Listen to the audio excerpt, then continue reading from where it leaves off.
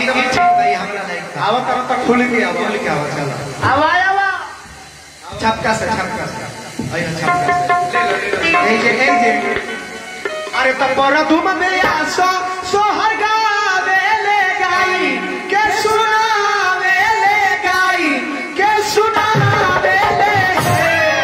ले ला छपका में रहे। अरे त पर तुम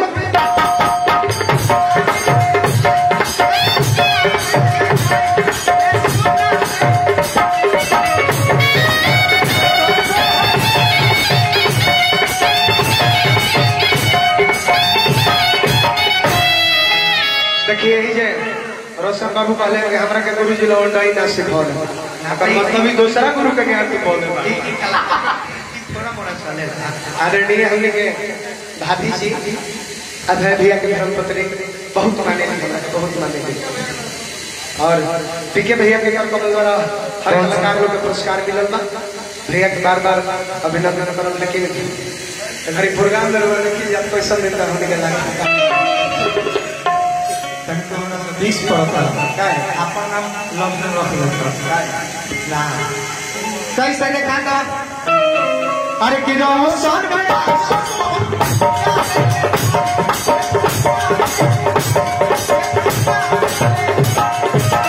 एकरे में एकदम छत्रधारा वाला ना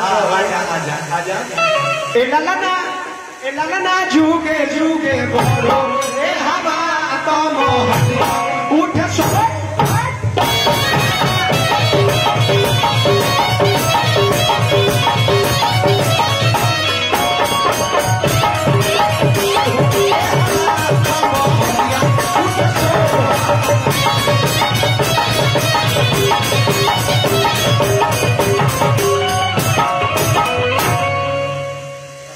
अब हम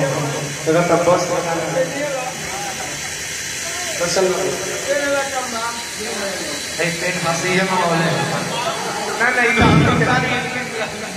हमने की आदत है हर जगह सरिया मंगा के रहने तो पहले के रहने बुला ली फिर घर से घर के लोग बहुत ये बस दान महादान होला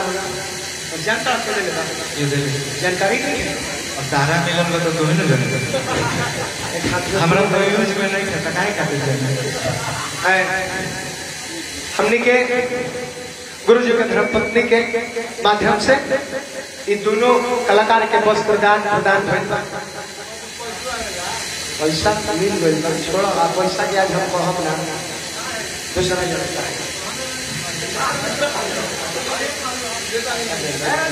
समाज में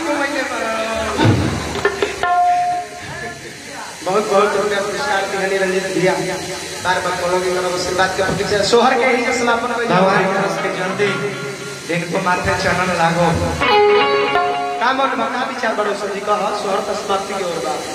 लेदारी हो का दियो पारिवारिक लेदारी हो जाओ पारिवारिक लेदारी हां तो खुले बता तो अब हमने के रोक वाला काम नहीं व्यवस्था लेके हमने के गाड़ी